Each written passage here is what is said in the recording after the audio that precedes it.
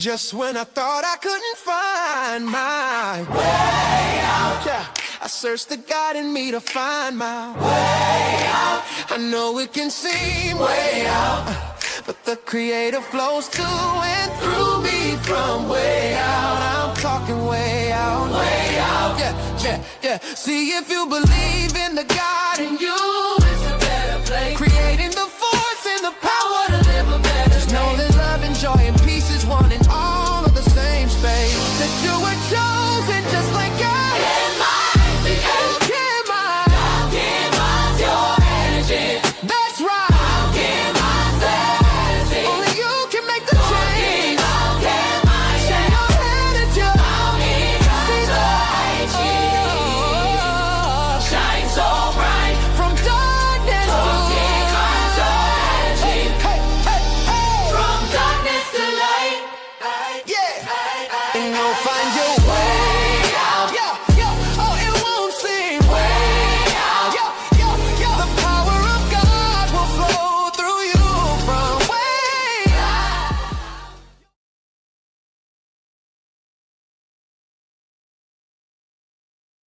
Welcome.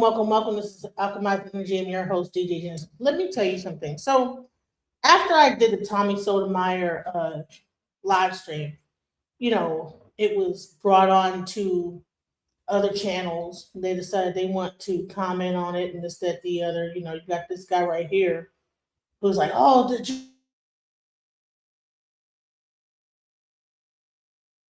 Genesis don't know what she's talking about. She's stupid or whatever. So what happened is you had this white lady, get on TikTok, and she wants to talk about how ghetto and hood Black people are, with the Black prom. And I get so much, I get on different panels and I get to see how negatively people like to stereotype Black people. So I said, you know what?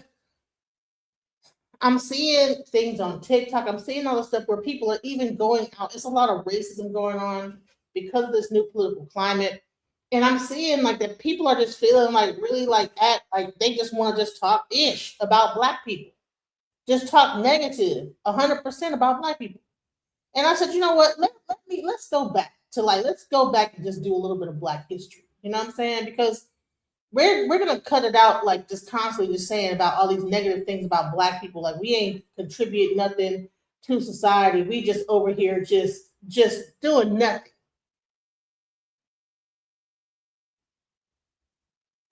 Right. Right. You look like the thing behind it. Exactly. And so I said, let's take some time, because there's so many people just want to talk negative about Black people. Let's take some time and talk positive about Black people, because people don't even understand our contribution to society. They only want to look at us as people that ain't did nothing. We are just here as but half the things these people are using today are here because of Black people. So for just a second, I want to discuss what have Black people brought to the American society and just the world in general. Let's go. Can you name one Black invention? I can actually name 3. Twerking, KFC, and being really loud. Peanut butter. Peanut butter? Yeah. Can you do any better? Something that was useful to society? No. Why is that? Because that's the only thing I know that was invented by Black people.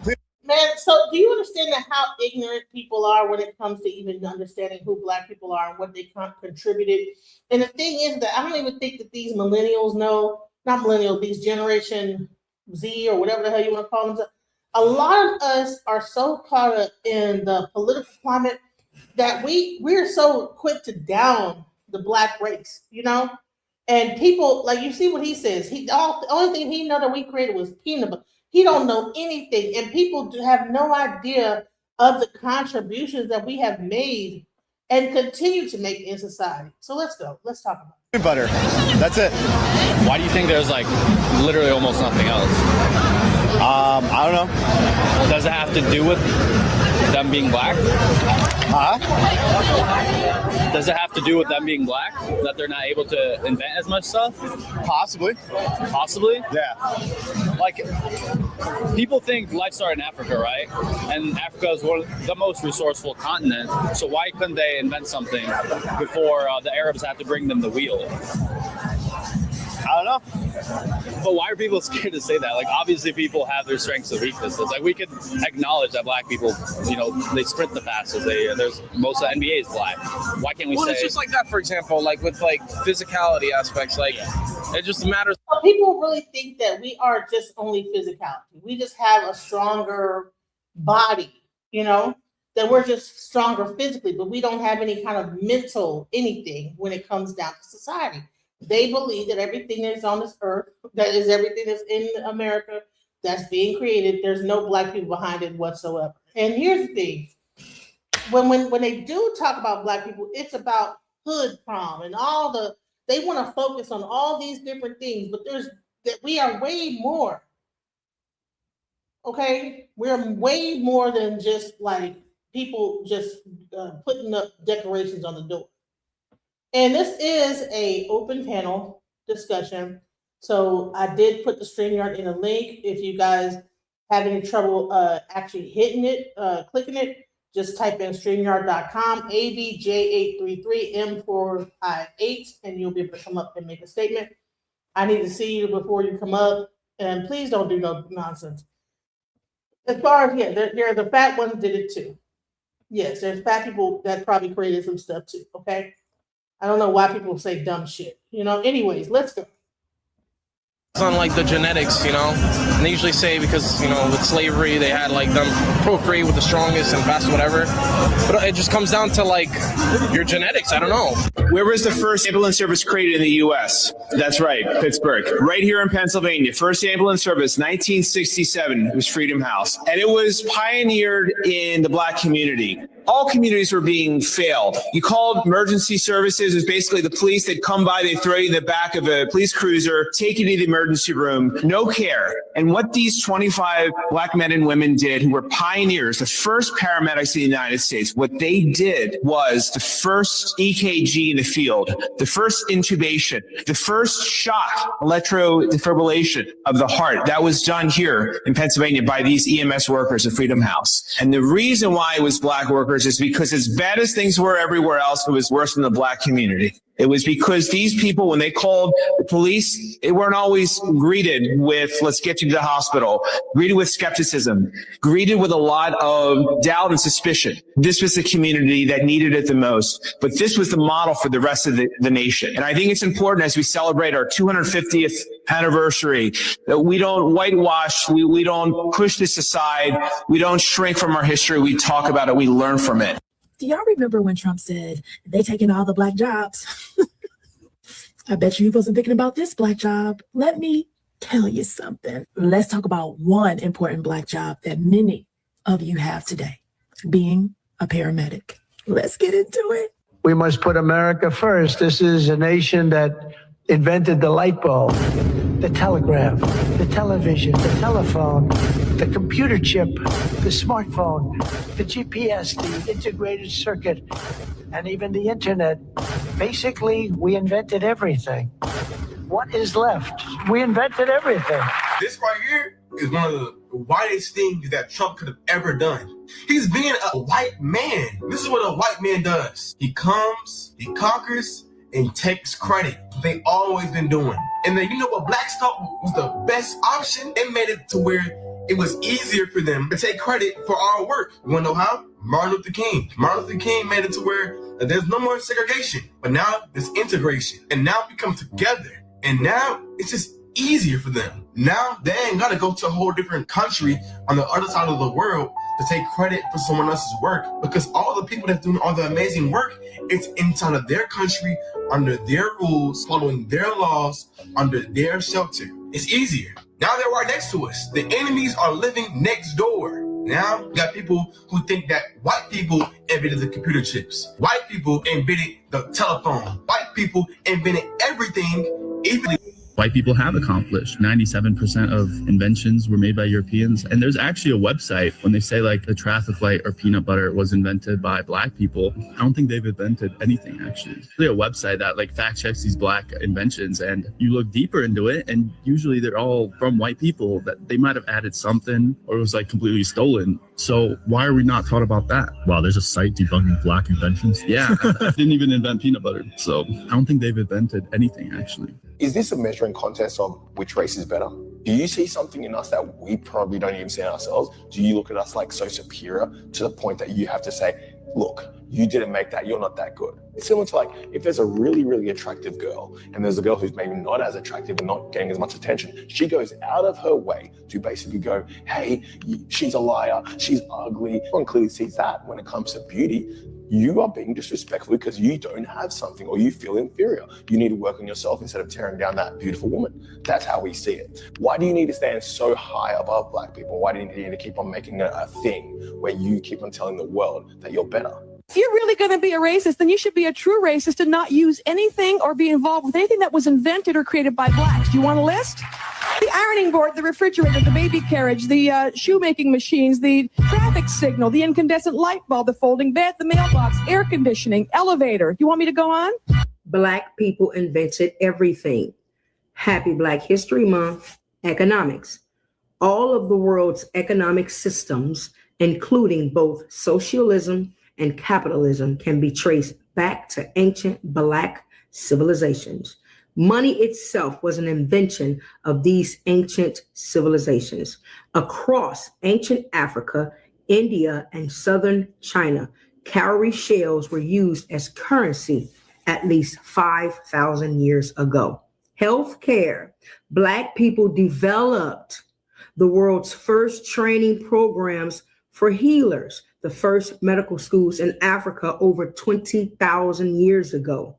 We also required quality care, implementing the first malpractice policies for doctors who failed to heal their patients. Housing. Black people built the first shelters and housing structured over 800,000 years ago in the Near East. Before this, our ancestors used natural shelters or portable structures they could disassemble and move around with ease. By the time Europeans came, they were building multi-story complexes with glass windows and balconies. Black people invented everything. That's a book called Black People Invented Everything. Here's the other thing. Now, I practice E5. That was one of the first actual tools in West Africa to be able to diagnose problems within a person, mental, physically, everything. That's why when you see me doing stuff with the Ifa priest, I am showing you an ancient practice that was done based on mathematics. When you hear these people talking about that we live in a simulation, that things are based on computer code, this was the first iteration of understanding that, because everything was based on numbers. That number equaled out to an energy pattern, and that energy pattern was identified in the person, and that energy pattern had like actual diagnosis. It had like the actual offerings that the person might need to fix the problem. But nobody wants to say anything about that, you know? I think it's interesting that you see a lot of Nigerians in the medical field. Why? Because they already had a medical field, a medical aspect of what they were doing in their society that existed for thousands and thousands of years prior to the American system or the Western system. So let's go. Get the book. The link is here. Why is everybody so surprised when they find out that a Black person invented something? Oh, a little statistic I read the other day. Tell me, a Black kid invented the doorknob. Did you know that? Google it. That guy invented the door fucking knob, dude. What the hell were they doing before? They were difficult to open. I mean, but he made it, and he made no money off of it. He just, people just stole it from him. Like, I could have thought of that. And just took it from him. That guy invented Osmond Dorsey fucking credit to doorknob. It's almost like they could never see it. But that also makes me think of why Black history is so important, because they think all we do is shoot basketballs and catch footballs. But no, way back, 1800s, 1900s, even the 1700s, Black people weren't all slaves. Black people weren't all poor. We did everything. Okay. So I think it's weird that. But the thing is, we are still inventing things. Here's the problem, though. What happens is a lot of times you might work for a company and you sign an agreement that all of your patents and everything and your R&D goes to that corporation that you work for. People have no idea the amount of things that Black people are inventing working at these corporations because the corporation begins to own it. I know people that work for corporations, invented things. Shouts out to David Tarver, worked for, I think, Atlantic Bell or something like that. And he created like a thing. People were creating things. I'm gonna bring up David Tarver as well, because he created, like, people are inventors. Black people are very inventive. We're not just sitting around just twerking and doing gang violence or whatever y'all want to say.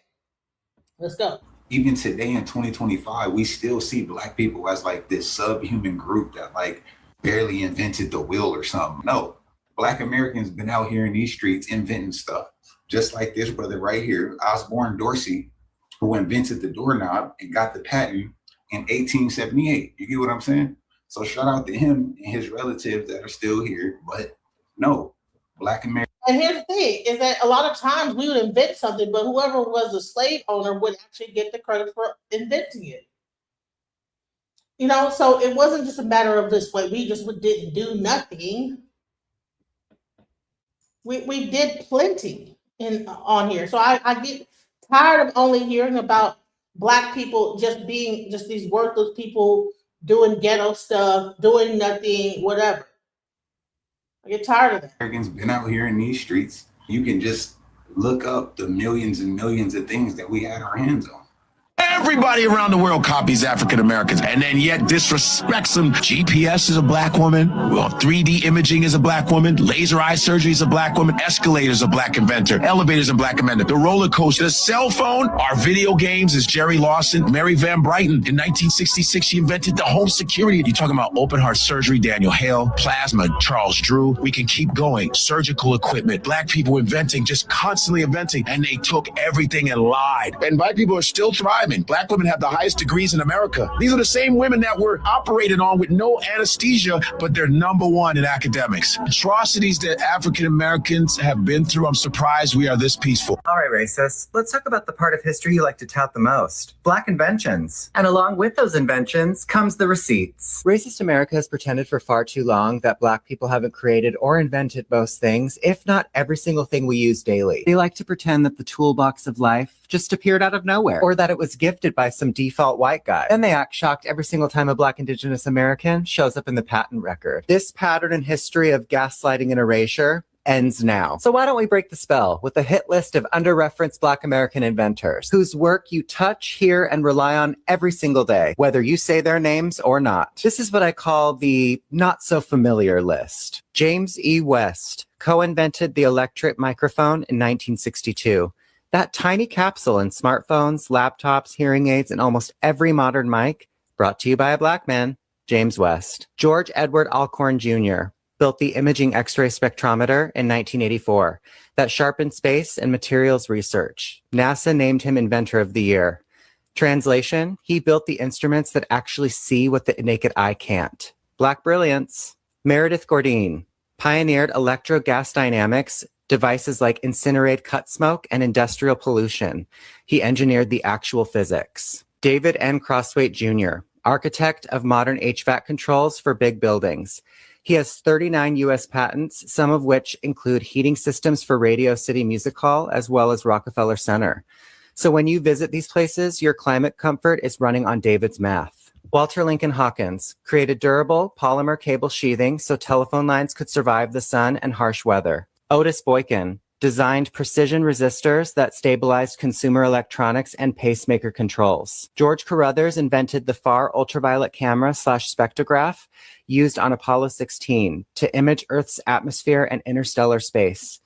When science looked farther, it used George's instrument. Jerry Lawson led the team behind the interchangeable video game cartridge, the truest pioneer to console gaming. Jesse Russell was the key architect of digital cellular systems and base station tech. He laid the groundwork for the networks that your phone lives on. Marian Croak is the holder of 200 plus patents in voice over IP and internet call tech. So as far as internet calling as a service, she operationalized the pipeline. Valerie Thomas, the pioneer behind the Illusion Transmitter 3D image tech at NASA. Bessie Blount Griffin, inventor of the self-feeding device used for amputees and a disposable emesis basin. It's a clinical design that restored autonomy to its users in this country. Then it spread internationally. Alice H. Parker created the 1919 patent for a gas-fired centrally zoned heating furnace. She also planted the seed ideas for modern home heating segmentation. Miriam E. Benjamin, in 1888, created the gong and signal chair, a call button system predating hotel service alerts. The start of push to summon was formulated by her genius. Andrew J. Beard invented the Jenny coupler in 1897, which is an automated, dangerous link and pin rail coupling. His work improved freight efficiency and worker safety. Philip B. Downing created the street letterbox in 1891 with a weather shielding door for mail drop-off.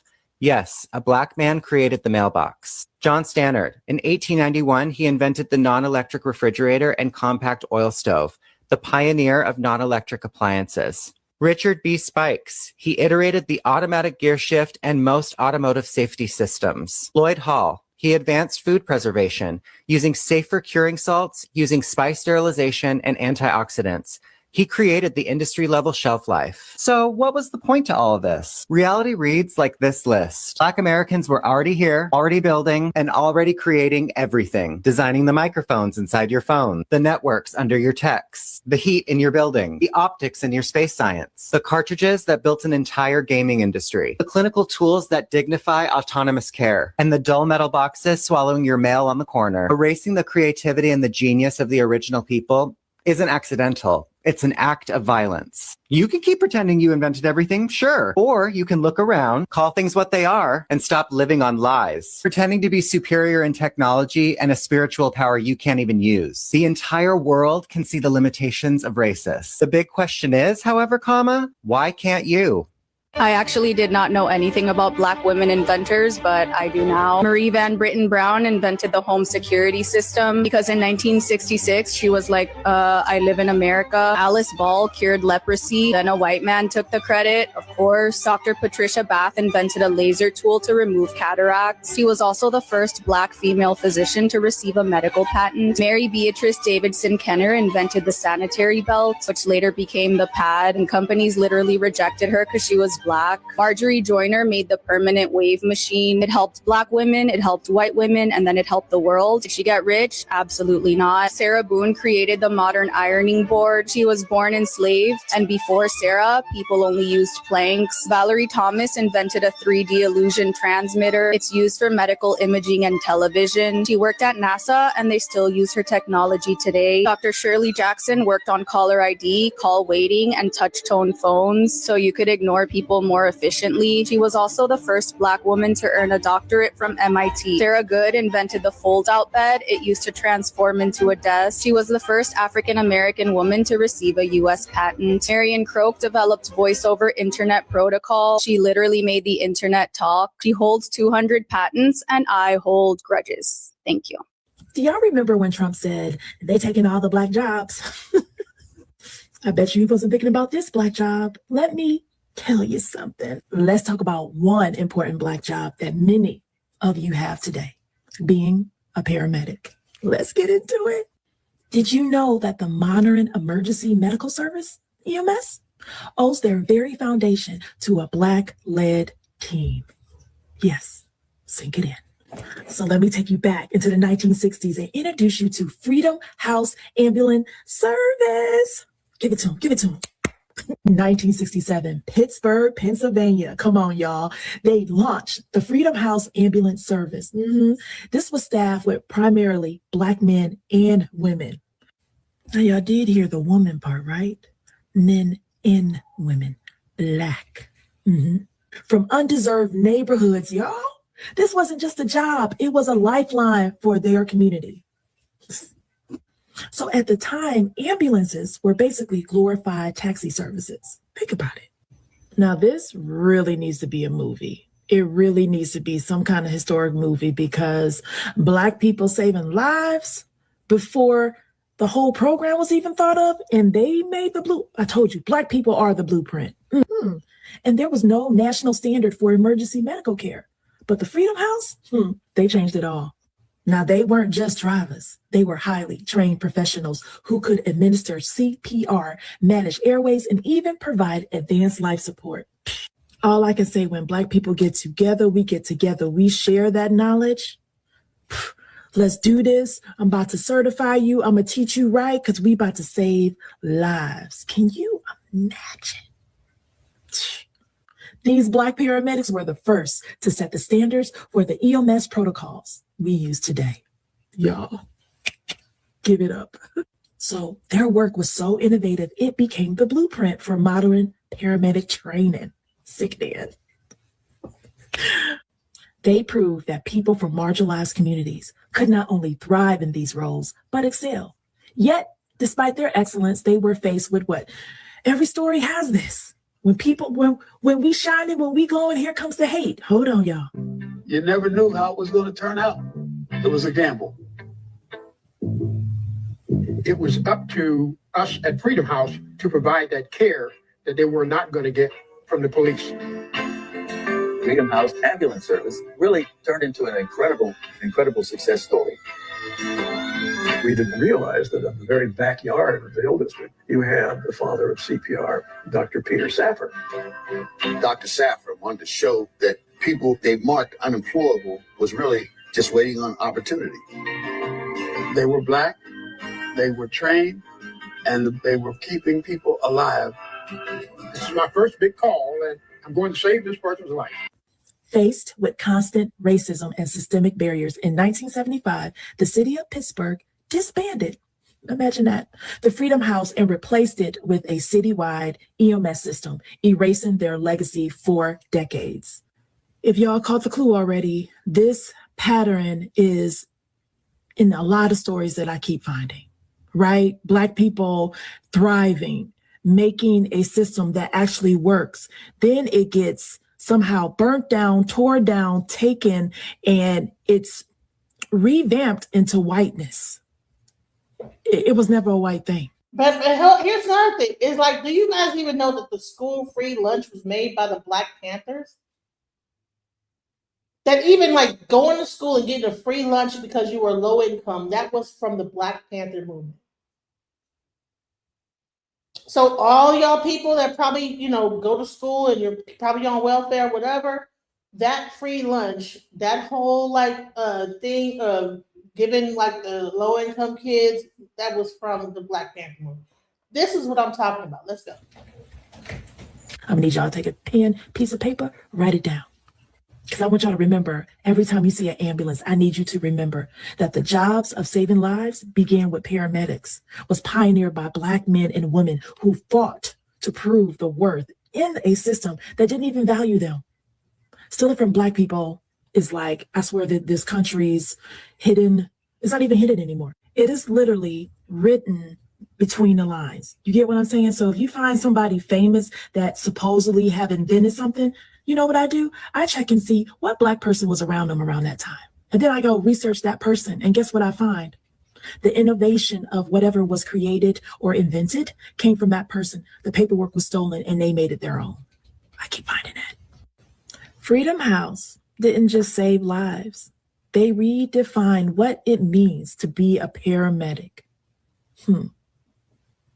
So doesn't that make you think about other Black jobs that's out there that may have been whitewashed and overlooked? So let's talk about it in these comments. Maybe you already knew about a job that was originally a Black job and they turned it into something else and whitewashed it and act like they created it. Let me know in the comments what you think. So guys, you have watched the videos that I have had lined up for you. And I know from watching, I just wanted to just bring this conversation up because when we talk about Black prom and the fact that Black people do this, And then you have so much vitriol towards black people. We have a guy right now, whatever his name is, that is actually taking plastics and making it like gas out of them, you know. And at some point, he was running for his life. They were trying to, I don't know what they were trying to do with him. I'm not sure if you know his name. I think it's something Turner, who is doing that. There was a guy who figured out how to like take water from the atmosphere when Flint was going down. They destroyed his machine. But he was able to somehow create a machine that did this. Now it's being done in China. You can get that machine anywhere right now, like smaller versions of it. But that thing was initially promoted by a black man in Flint, Michigan, trying to fix the water crisis in Flint. But nobody wants to give any credit to black people and what they've created. And so let's go. All right, racist. People often ask me, did you invent the helicopter? That's a complicated question. Let's talk about the black American inventor who holds the patent for the helicopter. The first usable helicopter was patented by Paul E. Williams on November 26, 1962. The first useful helicopter was the Lockheed Model 186. Paul E. Williams was born on February 1, 1894 in Los Angeles. In 1921, he became a licensed architect and became the first black member of the American Institution of Architects in 1923. He also worked in the Navy Department as an architect during World War II. As an architect, Paul E. Williams designed over 3,000 buildings. In the early 1900s, vertical flying was a pipe dream for white engineers. They were too stupid to fully accomplish vertical flight. Many white invention thieves were thought to have a hand in the actual invention of the helicopter. Yet no one actually invented the rotors necessary for the usage of vertical flight until Paul E. Williams achieved his patent in 1908. The racism behind ignoring his work is mainly why this country fails to give him credit for inventing the helicopter. His patent wasn't even recognized until 1962. Another sly, coward attempt by white men to hide the achievements of black Americans while simultaneously needing them. Paul Williams joins a list of many black inventors whose work was stolen by inferior whites. His creation in rotor-based vertical flight was snubbed, and much was credited to Europeans, who couldn't even get their helicopter design off the ground. So we are 4 days into Black History Month,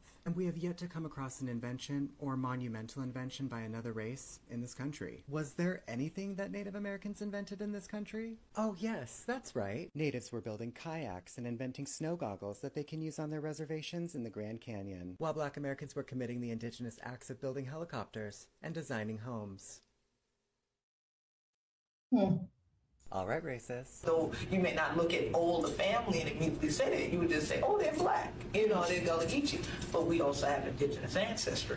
Gullah is a unique English-based Creole language spoken by the Gullah Geechee people in the coastal southeastern U.S. Now, the lie that everyone was told was that the Gullah people originated from enslaved Africans on Sea Island rice plantations. The Gullah language is primarily oral and is considered the most well-preserved linguistic heritage for black Americans. The vocabulary of the Gullah language comes primarily from English. So how could they be African? Gullah also has another dialect which is called Afro-Seminole Creole, which is still being spoken today in scattered black Seminole communities in Oklahoma, Texas, and Mexico. The black Seminoles' ancestors have historically been considered the Gullahs from South Carolina, Florida, and Georgia. But that's not the only tribal connection to the Gullah people. There's more! One of the largest places to house Gullah people was the Chicora Wood Plantation, which is the name of one of the indigenous tribes of America. The Chicora tribe was the first tribe to encounter Spanish colonizers in America in the 1500s. And how you connect the dots of the Gullah people being the actual indigenous people is this. The Chicora Wood Plantation was a rice plantation in Georgetown County, South Carolina, stolen by the European-American Alston family. Before this region was colonized by Europeans, the land was farmed and owned by the Catawba, Cherokee, Chicora,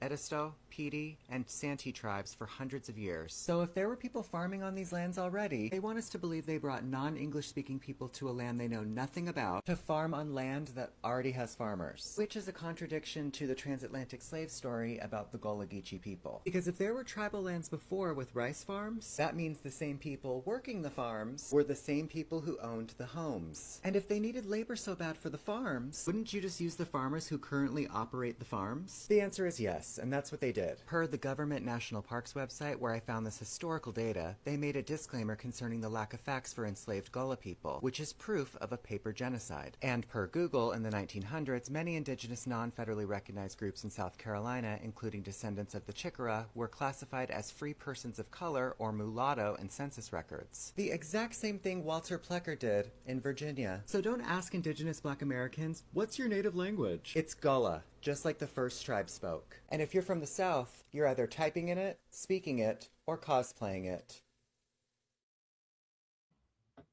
All right, racist. The next time you grab hold of a doorknob, think of Osborne Dorsey.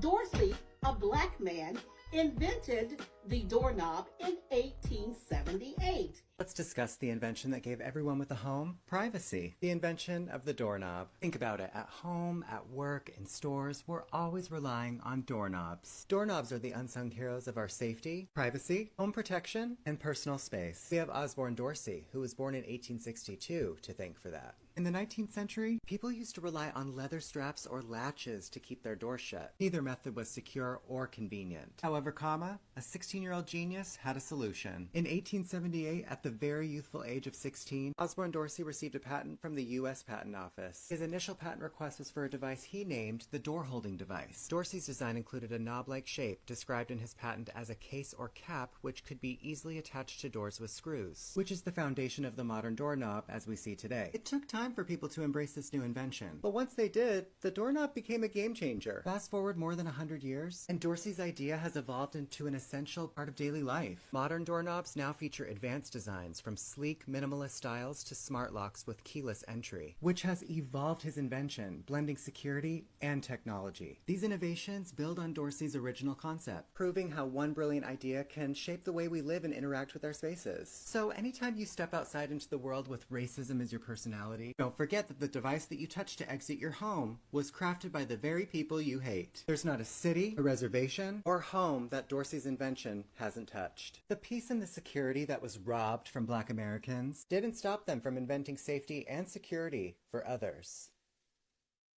All right, racists. Did you know that the first Western saddle was invented by a Black American man? William D. Davis was born on May 9, 1853 in Herkimer County, New York. In his younger years, he assisted his father in the cattle business in Colorado. He then went on to own and operate a mill out of Leavenworth, Kansas. He also served as postmaster for 16 years. William Davis is one of the most popular stock growers in his community, in fact being one of the largest buyers and shippers of cattle in northeastern Kansas. While serving as a Buffalo Soldier, William invented a usable model of the saddle on October 6, 1896. William Davis, along with 5,000 men, served in the all-black 9th and 10th Cavalry that guarded the western frontier in the last quarter of the 19th century. They were tasked with making a 600-mile-long expedition to drive the Cree Indian tribe out of their settlements for deportation to Canada. Notice how the Crees were in settlements? Indigenous people don't live in settlements. Only settlers who have colonized. Removing the colonizers and pretendians was a job of the Buffalo Soldiers. Since Black American soldiers were given the roughest stock, Davis had the idea of inventing a saddle to make the ride more comfortable for hard-trotting horses. The saddle contained more durable springs under the seat and at the top of the stirrups.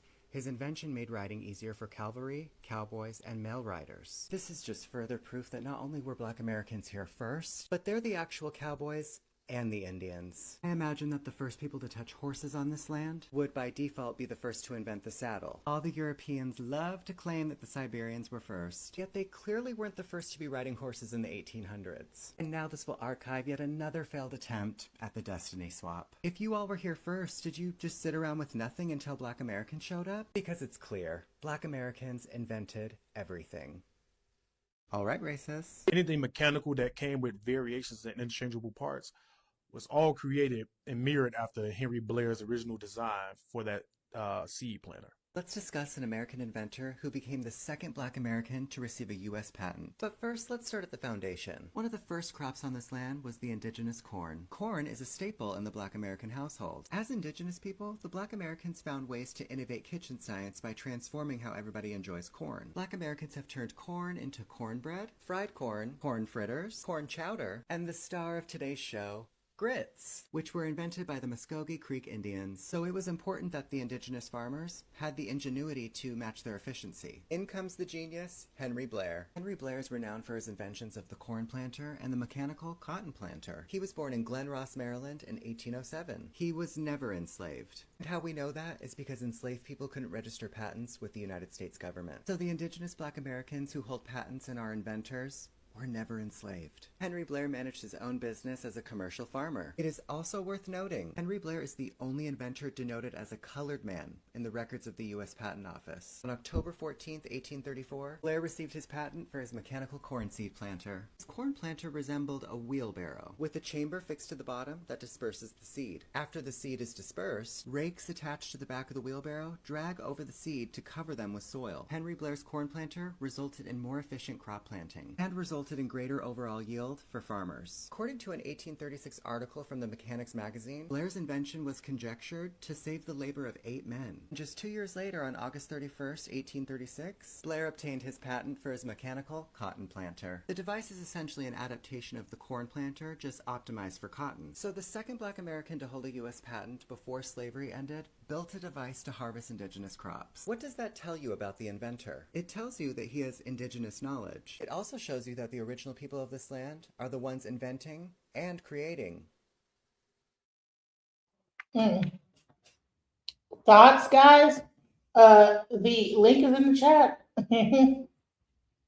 People want to say we ain't did nothing, you know. All right, racists. Let's talk about the part of history you like to tout the most. Black inventions. And along with those inventions comes the receipts. Racist America has pretended for far too long that Black people haven't created or invented most things, if not every single thing we use daily. They like to pretend that the toolbox of life just appeared out of nowhere, or that it was gifted by some default white guy. Then they act shocked every single time a Black Indigenous American shows up in the patent record. This pattern in history of gaslighting and erasure ends now. So why don't we break the spell with a hit list of under-referenced Black American inventors, whose work you touch, hear, and rely on every single day, whether you say their names or not. This is what I call the not-so-familiar list. James E. West co-invented the electric microphone in 1962. That tiny capsule in smartphones, laptops, hearing aids, and almost every modern mic, brought to you by a Black man, James West. George Edward Alcorn Jr. built the imaging X-ray spectrometer in 1984 that sharpened space and materials research. NASA named him Inventor of the Year. Translation, he built the instruments that actually see what the naked eye can't. Black brilliance. Meredith Gourdine pioneered electro-gas dynamics, devices like incinerate cut smoke and industrial pollution. He engineered the actual physics. David N. Crosswaite Jr., architect of modern HVAC controls for big buildings. He has 39 U.S. patents, some of which include heating systems for Radio City Music Hall as well as Rockefeller Center. So when you visit these places, your climate comfort is running on David's math. Walter Lincoln Hawkins created durable polymer cable sheathing so telephone lines could survive the sun and harsh weather. Otis Boykin designed precision resistors that stabilized consumer electronics and pacemaker controls. George Carruthers invented the far ultraviolet camera / spectrograph used on Apollo 16 to image Earth's atmosphere and interstellar space. When science looked farther, it used George's instrument. Jerry Lawson led the team behind the interchangeable video game cartridge, the truest pioneer to console gaming. Jesse Russell was the key architect of digital cellular systems and base station tech.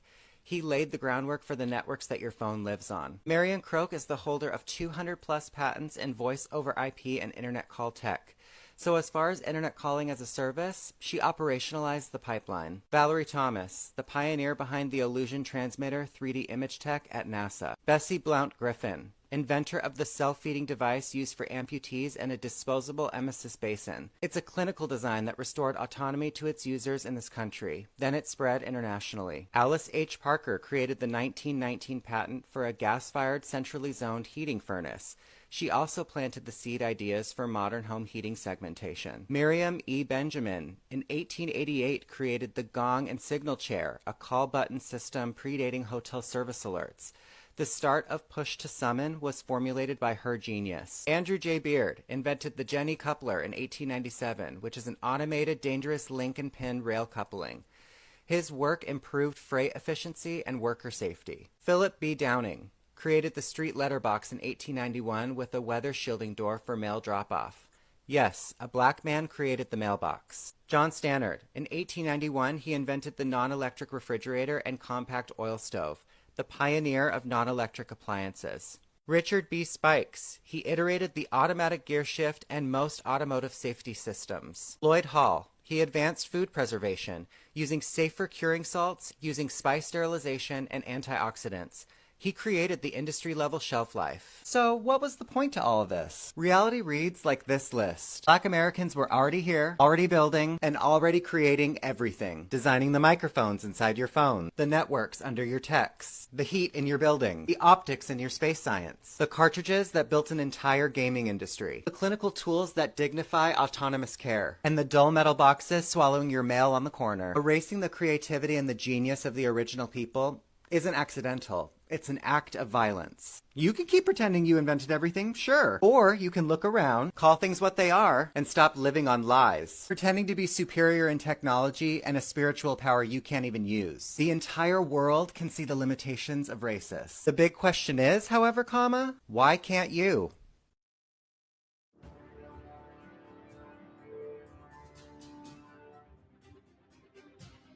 Can you imagine a life without blood banks, traffic lights, security systems, cloth dryers, and automatic elevator doors? These remarkable creations, and a lot more, wouldn't exist today if it weren't for the brilliant minds of Black people. Black inventors and scientists have long created pioneering works, but because they lived in a highly segregated nation and were victims of racism, their work rarely got them the compensation and recognition it deserved. Their inventions were often whitewashed. For this Black History Month special, we are going to take a look at 100 things that were invented by Black people, the kind of inventions that we should have learned in school. One such invention was blood banks. Charles R. Drew was an African-American scientist and surgeon born in Washington, D.C. He was also a pioneer in the field of blood storage and blood transfusion. Because he lived in a period of intense racial discrimination, he actively opposed the segregation of blood donors. He advocated for fair treatment of Black doctors and was recognized as the father of the blood bank. He discovered and developed countless blood banking techniques. He was one of the pioneers that discovered that basically you can remove the plasma, liquid portion of blood, and actually lyophilize, freeze dry plasma, and store those proteins for prolonged periods of time. And really, it was breakthrough technology in terms of being able to provide some kind of a transfusion support with protein during war efforts. His impact can still be felt today, with approximately 20% of donated red blood cells being used to treat patients with blood cancer. Another invention is the traffic lights. When automobiles first hit the market, navigating the street... But hold on, let me just say this about the blood banks. Do you know America is one of the largest suppliers of plasma to the world right now? And you'll see all these broke people that go to the plasma center when they broke to give their plasma. But the very person that created the plasma, ability to separate plasma from blood, was a Black man. Interesting. Let's go. in America became a chaotic nightmare. Horses, pedestrians, bicycles, and streetcars all tried to compete with motor vehicles for the right to take the streets.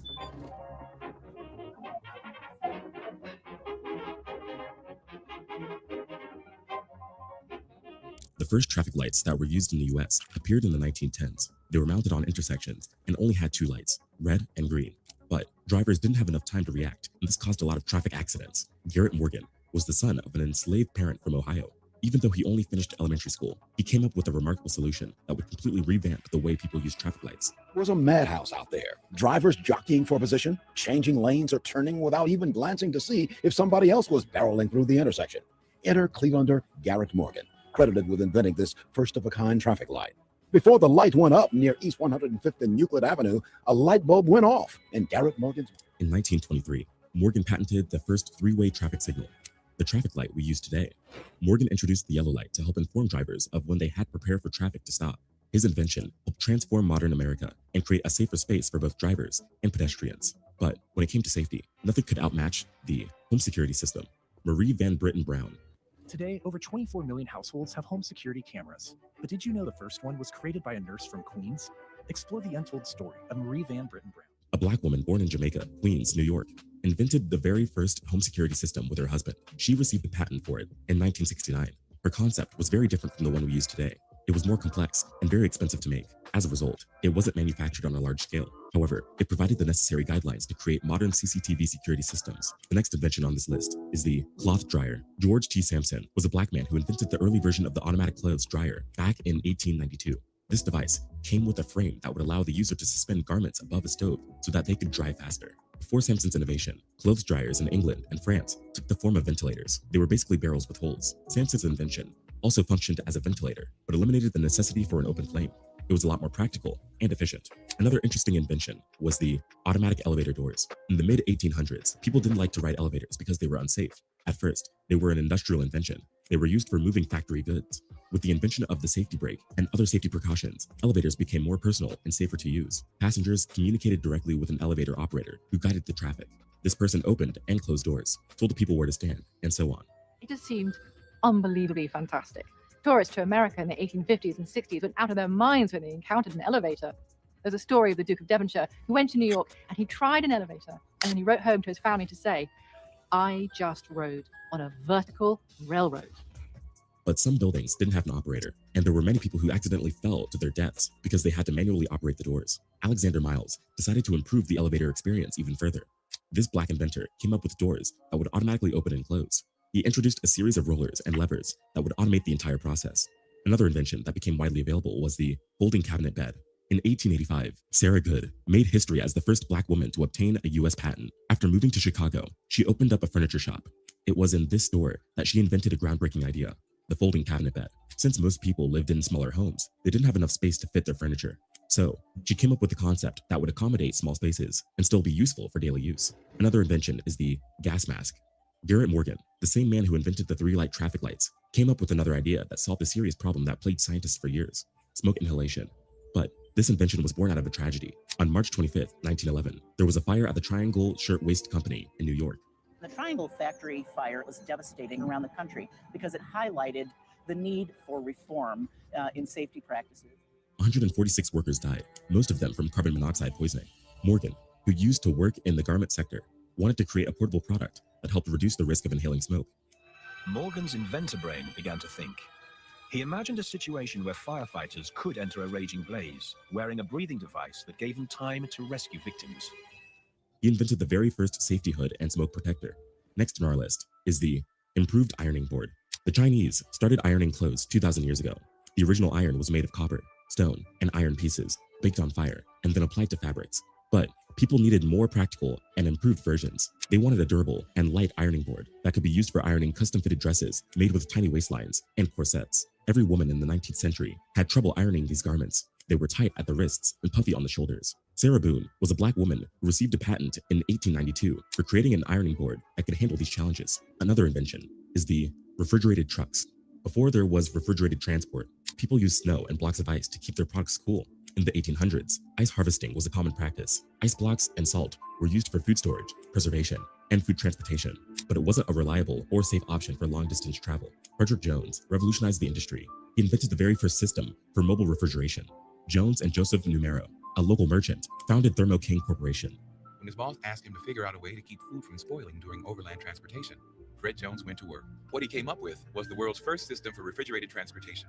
It's time for us to unlearn all the BS they taught us and learn who we truly are. That's exactly why we made our new Hidden History Workbook. It's a free workbook designed for those that want to wake up and go deeper than the whitewashed version of our history. This will only be available for a limited time. Click the link in our description to grab yours now for free. So listen, guys, I'm not going to play this whole 100 thing about Black inventors. Please go and check out the website. The YouTube channel. It's called Black Culture Unlocked. It has 100 things you didn't know that were invented by Black people. Please go and check this out. I'm going to put the link in the chat if you want to find out more, because I just think that, when we talk about Black people, you never hear about the things that we've contributed to society, right? And when you look at it, there's some substantial things that we've done. So when people want to talk about us as far as inventing just only hip hop and only just even down to hey, the hood prom and all this other stuff, we have way more substantial things that we are doing on this continent than just being hood. Okay, There's people that work for these major corporations that are like actually inventing things right now as we speak. But what happens is that when you sign over that non-disclosure, everything that you invent for that company now is owned by the corporation. So you never know that a black person did it, you know? And that's just straight up. So let's like not pretend like we're just over here just, just with no kind of ingenuity or whatever. So let me go to the next subject. I was hoping that people were going to come up here and challenge me on any of this, but no one did. So let me go to the next subject at hand, which is Spirit Airlines has decided to close. They were unable to reach an agreement with President Trump on the bailout. Let's go. Chapter 11 twice, I think, over the course of the last year. What were they trying to engineer here, and how much was a countervailing force what's been happening in the Middle East and the knock-on effect of fuel prices going up as much as they have? Yeah, really, Spirit had been having problems for a while. Frontier had approached them and looked to purchase Spirit, and that deal came apart as JetBlue stepped in the way to take the airline. JetBlue won that competition, and after that came apart due to antitrust issues, Spirit really appeared to be, a bit listless, and the business started to deteriorate. The U.S. industry really looks to us like it has too much capacity. So the fares were a challenge. You don't bring enough revenue in. Obviously, you can't make profit. And this was all happening really before fuel prices spiked due to the war. And when fuel prices spiked due to the war, especially here in winter season, which is low demand season, we really didn't think Spirit had long to live, and that's ultimately what happened. I think that it's probably a good reason, or the best reason why. I don't know that a bailout was really appropriate here, because it looked like the market already had too much capacity before the war, and Spirit was already having problems before fuel spiked. We're going to get into the politics of that bailout conversation in just a moment, George, but let me ask you a little bit more about that potential merger between JetBlue and Spirit. So that was struck down by a judge. I think there's a lot of criticism, particularly on the right, of that happening. Walk us through the rationale for that. Why didn't that deal come to fruition? Why wasn't it consummated? It was on competitive issues, and really we saw both carriers as being too small to affect the whole market. There probably needs to be some consolidation, or could have been some consolidation in the U.S. airline market. Again, I think we're seeing it now. Fares have been under pressure a bit with the spike in fuel. It's going to be even more challenging. Is it just me, or does it seem like a way to stop us from moving around? Spirit was like the only airline that you probably could get like a $50 ticket to go to Louisiana, But now all of a sudden, due to whatever, they are now out of the picture. Frontier's still there, JetBlue's still there, but Spirit's gone. But I'm trying to understand how those two things still standing, And why couldn't JetBlue? Man, I would have loved if JetBlue would have gotten hold of Spirit, because JetBlue has some awesome planes. JetBlue's planes are the ish, you know what I'm saying? Spirit, and what's so crazy is that, all those older airlines, American Airlines and things like that, they have very old planes. Spirit had the most newest planes. You never really heard about them going down like that. No matter how much you want to talk about Spirit, you didn't hear about them going down, but you hear about all those older airlines going down. Let's go. Even more capacity has to come out of the marketplace, but it was struck down for anti-competitive reasons, which we really couldn't understand. Neither one of them seemed to be large enough to really affect the U.S. domestic business. Jeff Mason, known to us as White House correspondent, you were telling me as you were sitting down, you used to cover airlines. Former airlines correspondent. Didn't know that. Things I'm learning about Jeff this morning. First job. In that vein, we do have sound from the president just last night talking about this in Florida.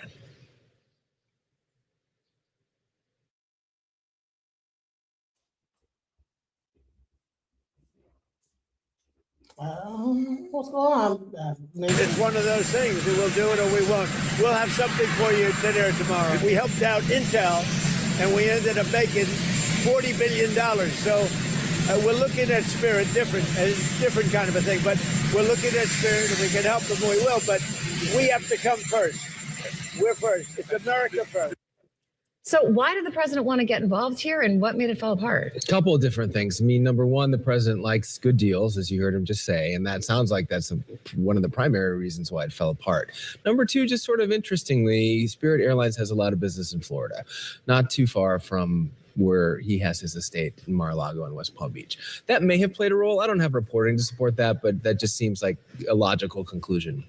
Number three, you saw with Intel that the president likes to intervene in companies that are failing. That deal did turn out really well. Yeah. The United States coffers have brought in a bunch of money from that. So that seems to have had an influence, or at least set an example for him as well. I also wondering if his interest had anything to do with the affordability crisis and the fact that as we roll into these midterms and everything is just more expensive, taking away really the cheapest option to go on vacation at a time when there is no cheap option to go on vacation is just something the president thought might be a good idea to preserve. The irony of that, though, is that his war against Iran with Israel is what's basically put Spirit over the edge. The high fuel prices taking away what is a tight margin, especially for a low-cost airline in terms of profitability. I do want to go through our executive producer, Carolyn Kremen, bought a ticket. Is it just me, or does it seem like they're trying to limit travel? That was probably the only airline that most people low income could be able to get on and be able to move around. Now it's going to cost way more. It's going to be $300-400 to get back A to B. Interesting. Let's go. Overnight. She booked the ticket at 5:30 p.m. At 6:38 p.m., she got an email asking if she wanted to upgrade. At 12:38 a.m., she got a notice saying the flight had been disrupted with an option to refund or rebook. At 5:45 a.m. this morning, while we were already in the office, it finally came through. We regret to inform you that all Spirit flights have been canceled, effective immediately. George, I want to ask you, I mean, Spirit has said it will refund, but it's not going to cover hotels, or if you were stuck in a layover and you got to rebook yourself, you're kind of on your own. What happens? Is there any liability or a chance to recover damages for these stranded passengers? And why did they continue to collect money and collect airfare when they knew they were going to go down? This is the type of weird shit that American companies do. You know you're fixing to go down. And then you got people up there waiting on their flight, and then come to find out it's not even going down. Let's go. I think you'll be lucky to get your refund in any kind of short order. And yes, I think everything else, you're never going to see any reimbursement for the inconvenience that occurred to you. It is probably good to know. Sound like a class action lawsuit, but hell, if the company don't exist no more, you're going to need to get your money back. Child, this is terrible. That we looked last night at what Spirit had on the schedule for 2Q and 3Q, which is usually about as far out as airline schedule. They're less than 2% of the U.S. and Caribbean marketplace. So it's not going to be, it's a big effect that happened to you, not going to be a huge effect in the market. I'm going to assume Carolyn didn't use her debit card, so maybe the credit card company will step in here. But George, let me ask you a bit about how other carriers are going to react. In light of this, we heard from Sean Duffy, the Transportation Secretary, some encouragement that other carriers are going to maybe reduce their fares for these passengers who are stranded. What customarily happens in a moment like this, bearing in mind we haven't seen an airline fail here in many years? Yeah, I mean, I think the other carriers are going to operate in their financial best interest, right? And so I think they'll want to pick up customers. They'd like to pick up a loyal customer. That's not typically what you get out of these low-cost carriers like Frontier and Spirit, right? This is not those those well-heeled folks that are filling the loyalty program at Delta. So they may provide small incentives to try to bring them over. But my guess is they're going to act largely in their financial interest. It's a very challenging market right now, right?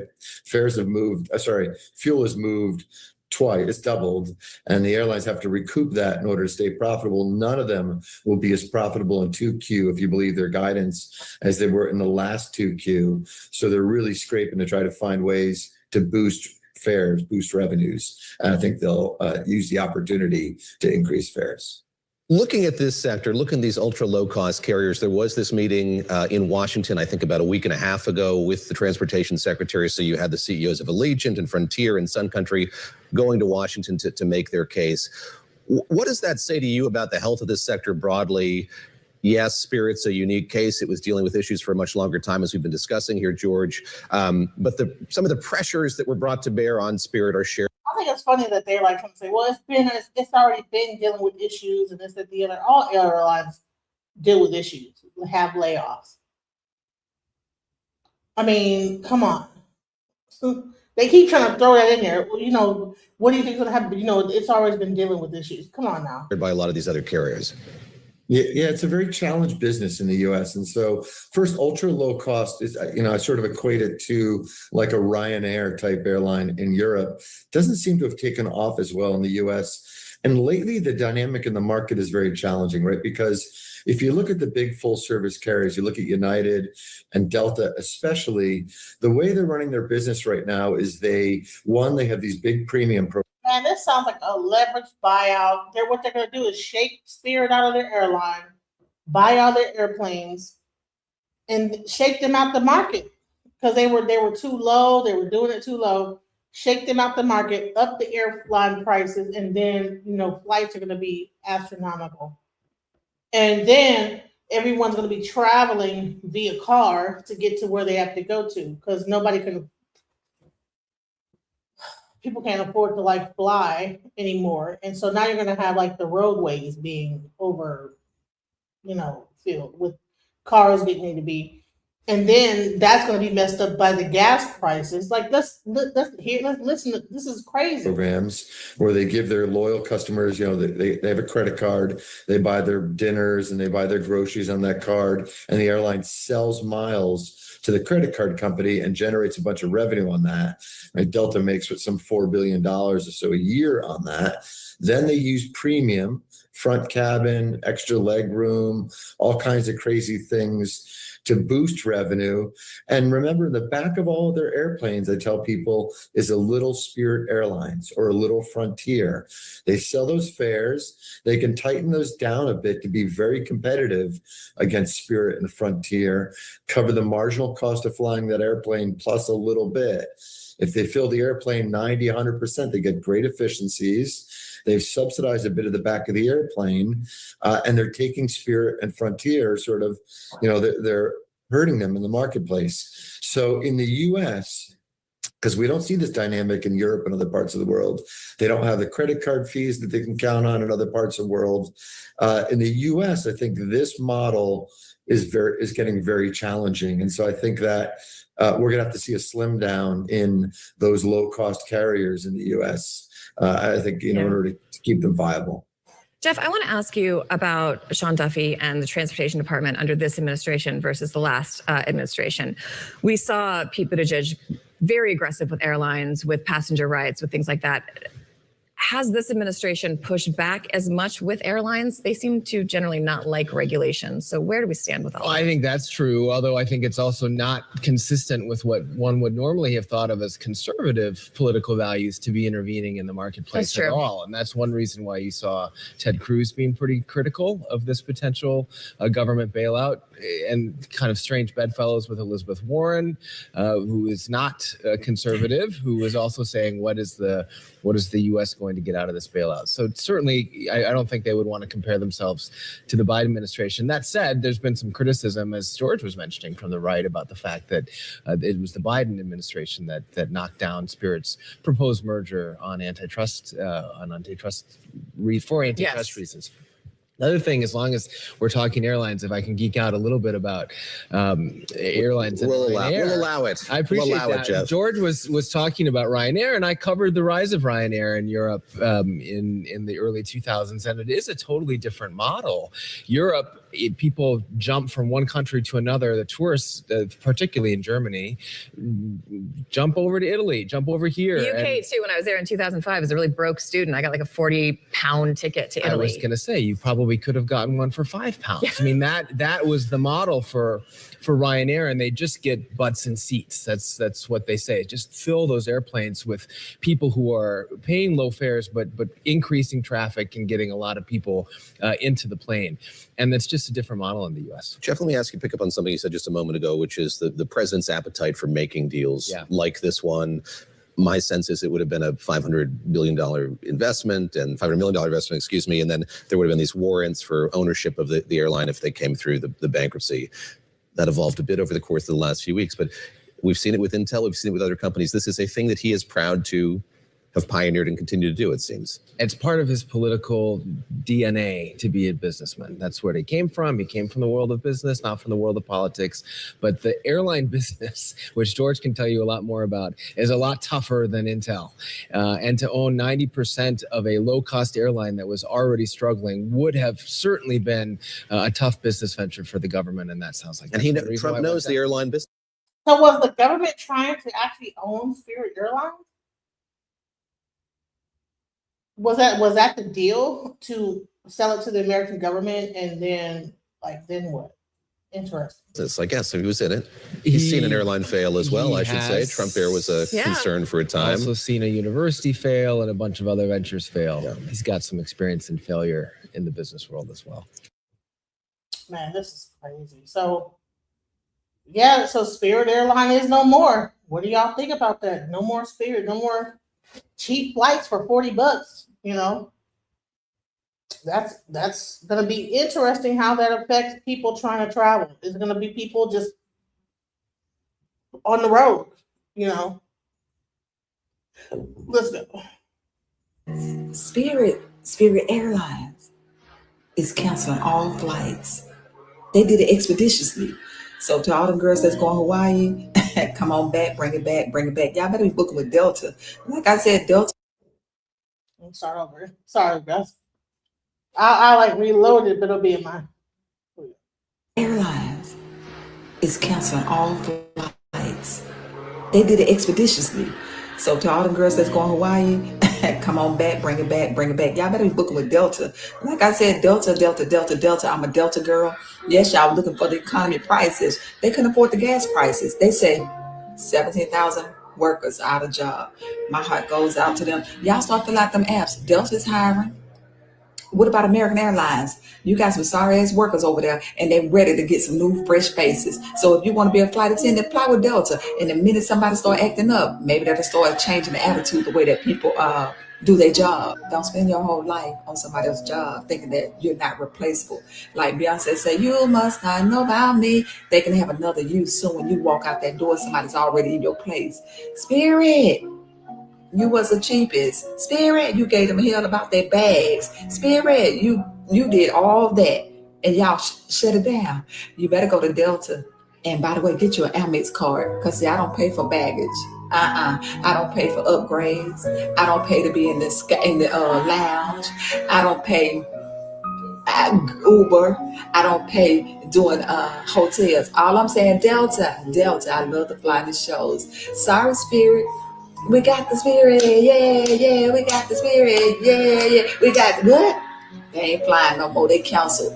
Good night. Be buds. Spirit Airlines.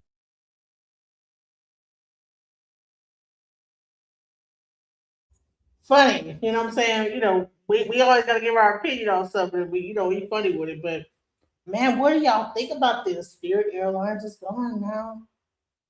Spirit Airlines is gone. I'm kind of sad about that because Spirit was, man, you know what I'm saying? Like they was cheap. Okay, hey, you know what I'm saying? So no more Spirit Air, you know. No more. Let's hear like the actual report on it, like the actual official conversation. That's crazy. I don't know what this is going. Reported this morning at 3 a.m., Spirit Airlines ceased operations. So what that means is Spirit does not have airplanes in the air flying as of this morning. Also, their call centers are closed and they don't have staff at ticket counters. So if you have a flight scheduled with Spirit Airlines, don't show up at the airport. There will be no one here to assist you. What Spirit Airlines is now going to do is go through an orderly liquidation process. We'll see how that develops over the course of the next several days. But for customers of Spirit, I want to give information on how you can navigate this situation that you now find yourself in. And President Trump, Administrator Bedford, and I have been working with the other airlines across the industry in anticipation that this morning may happen. And so if you're a customer, many of the airlines that are not Spirit are stepping up to provide you assistance. So United Delta, JetBlue, and Southwest are capping their ticket prices for Spirit customers. It's going to vary between the airlines. You have to go to their websites to take advantage of these special offers. It is normally going to be about $200 for a one-way ticket. You'll minimally have to provide to the airlines that you're now going to book with your Spirit confirmation number. Child, $200 for a one-way ticket. It was $200 both ways on Spirit. Child, it's about to be And your proof of payment. I would recommend that if you have a ticket with Spirit, that you actually try to book with these airlines as soon as possible. These offers are not going to be open forever, and the airlines are going to have varying degrees of time frames at which you can take advantage of the opportunity. Again, go to the airlines websites. For customers who are concerned about higher prices because of the announcement today from Spirit, American Airlines and Delta Airlines are offering across the board reduced fares on high volume Spirit routes. Allegiant is stepping up. They've also committed to freezing fare prices on routes that they have shared with Spirit Airlines. And Frontier is offering a 50% off base fares across the network. Child, nobody want to be on Frontier. Frontier is terrible. Man, honey, Spirit Airline and Frontier was like neck and neck, but Frontier, child. How is Frontier still going and Spirit is not? I mean, maybe they was being too nice because they was not as bad as Frontier. They were not as bad as Frontier. Frontier is terrible. Man, what? Until May 10th. So again, this is the airline industry stepping up and trying to provide relief as Spirit is going to go through this liquidation. If you bought a ticket with Spirit Airlines, they have a reserve fund. You will be refunded to your original form of payment if you bought directly from Spirit. If you purchased from a third-party vendor, say a travel agent, you're going to have to reach out to that travel agent and request that they secure a refund for you. Wow. The president specifically has been very concerned, as well as I and Administrator Bedford, about the employees of Spirit.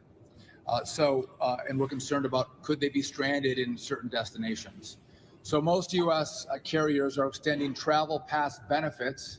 So that's maybe a spare jump seat or spare seats for any Spirit employees who need to travel back to their homes. That's for pilots and flight attendants. Man, there might be Spirit Airline stewardess and stuff that's stuck where they are. But because the airline is shut down, they don't even know how they're going to get home. That I never even thought about that. Wow. Why didn't they, all the way to the very end, they allowed people to fly and do all this stuff and what? And other employees.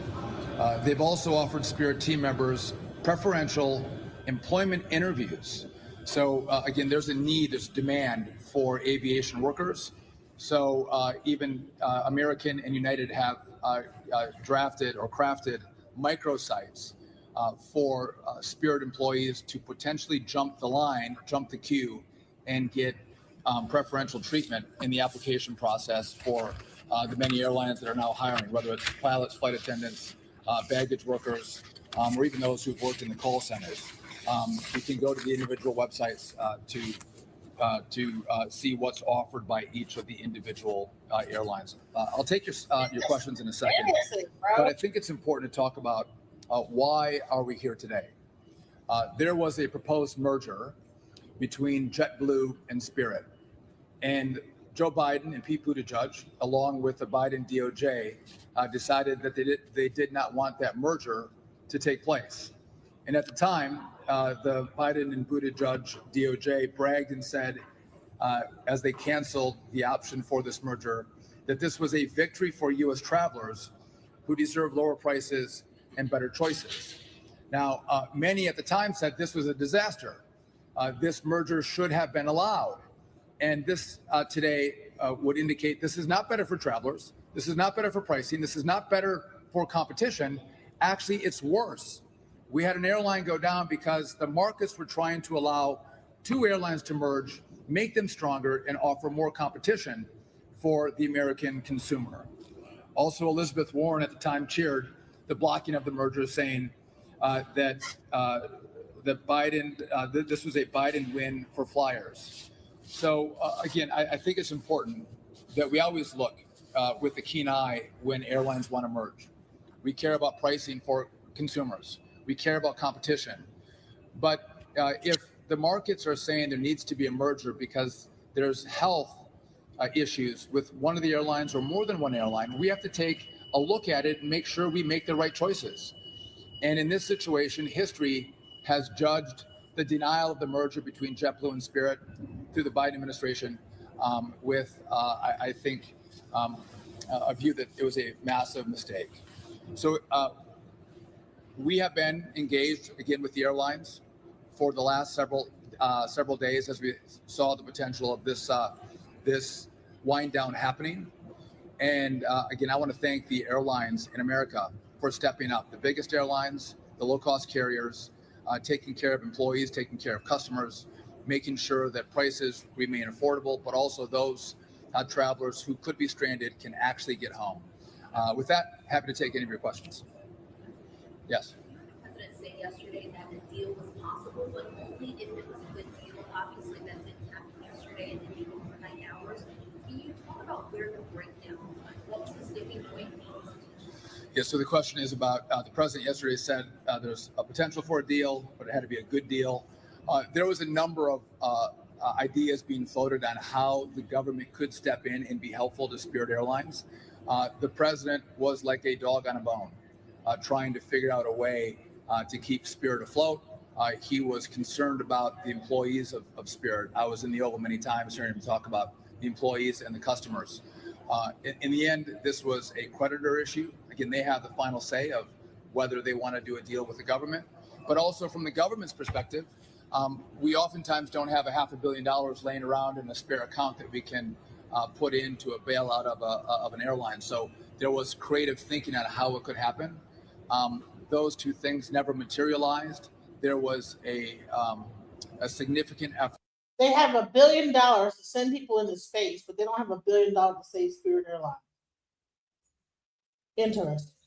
By President Trump and the administration to make it happen, but in the end, a deal couldn't be reached, and so here we are today. You also brought up the floated merger between JetBlue and Spirit Airlines. Spirit Airlines isn't the only budget airline that's dealing with the same issues, rising fuel costs due to war. Do you foresee a chance where we could be staring down the same type of shutdown of the airline just as well? Yeah. So the question is, and I know you don't have a microphone, that this is Spirit's not the only one who's having financial issues right now. There could be more. I would just point this out. Once the merger was denied in 2024, Spirit filed for bankruptcy immediately after the denial, and then last August, Spirit again filed for bankruptcy. So Spirit was in dire straits long before the war with Iran. Multiple times they had filed for bankruptcy. Their model wasn't working. They couldn't get to fiscal health. So this was not the impetus. The war was not the impetus for Spirit. Now, you've heard that other airlines have talked about requesting a $2.5 billion bailout. I am in continual contact, and my team is in contact with all the CEOs of the airlines. I would say that at this point, I don't think it's necessary. They do have access to cash. If they want to come to the U.S. government, we would be a lender of last resort. If they can find dollars in the private markets, I think that's better for them. If there was a need across the low-cost carriers who had made this request, again, there's not $2.5 billion that sit around in Congress that the executive branch can fund a bailout for those airlines. That would have to be a conversation that does happen with Congress. And there would have to be a real need. And so sometimes what can happen is when there's a conversation about Spirit Airlines and a potential a bailout, if you will, what other airlines see as an opportunity. Is this an opportunity for us to get money as well to help our airline out? not necessarily based on need, but based on opportunity. And I think that's what was happening when the low-cost carriers put out a request for $2.5 billion. Anybody else? Yes. Are concerned long term about fares that are capped now in kind of emergency situation of people getting where they need to be, but the loss of Spirit and the low cost options potentially down the road rise? Yeah, the question is there a concern about low cost carriers and competition and pricing? And we keep our eye on fares and on competition. But I think this is a great example that again, by keeping an airline that wasn't healthy from a merger, it doesn't make the industry stronger.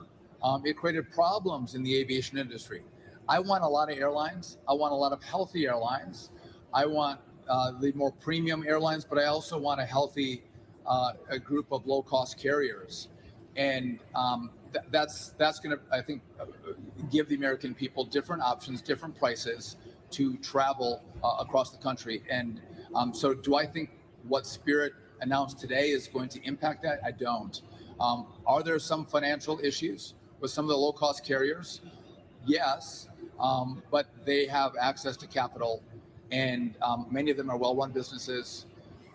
And I think that because the industry has become so competitive, a lot of the larger carriers have stepped up with really good offers with maybe better service. And so we're going to see a shakeout that happens. But again, we want options for the American traveler. We want competition, which means better pricing for the American consumer. Yes.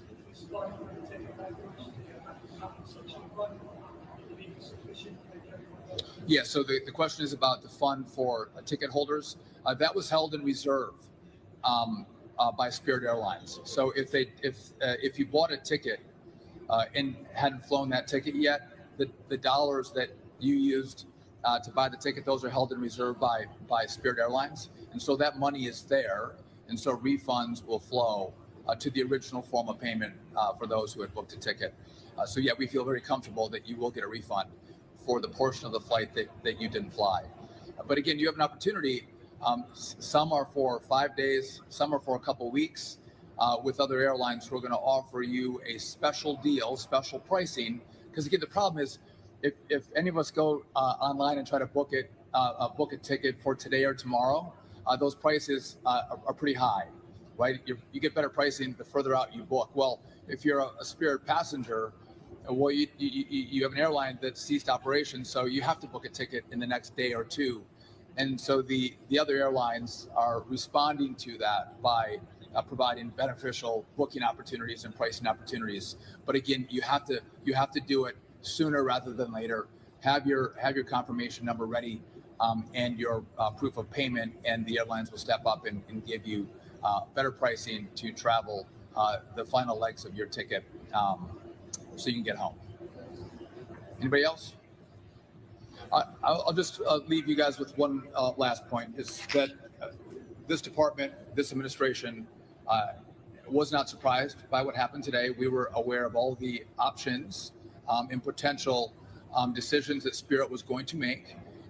We have prepared, and again, the other carriers, I had a number of conversations with the CEOs in anticipation that this could happen this morning. And I'm grateful that all of them didn't look for an opportunity to gouge passengers, to take advantage of this situation. You actually saw the exact opposite. You saw airlines step up and say, no, actually, as we're all Americans, those who fly on Spirit are American citizens as well. We're going to lean in and try to help out in a difficult time. And I'm proud that we have airlines that do that because it's our brothers and sisters who might find themselves in a challenging travel situation today, a family that might be in a location. And so I want to thank the airlines for their advanced work that today happened. I want to thank the president and his team for looking at every option that was available to him to allow a bailout for Spirit.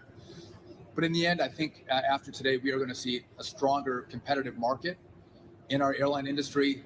And we're going to continue to look at pricing. We're going to continue to look at our energy supply, our jet fuel supply. And as we look forward, We're going to try to make the best decisions. Again, I think this was a bad decision by the Biden administration by not allowing the merger with JetBlue. We will try to make smart decisions that always drive competition, that take care of customers, and make sure we as Americans have the best service and the best pricing in the aviation sector. With that, thank you for coming out. God bless. Just when I thought I couldn't find my way out, yeah, I searched the God in me to find my way out. I know it can seem way out, but the Creator flows to and through me from way out. I'm talking way out, yeah. See if you believe in the God in you, it's a better place.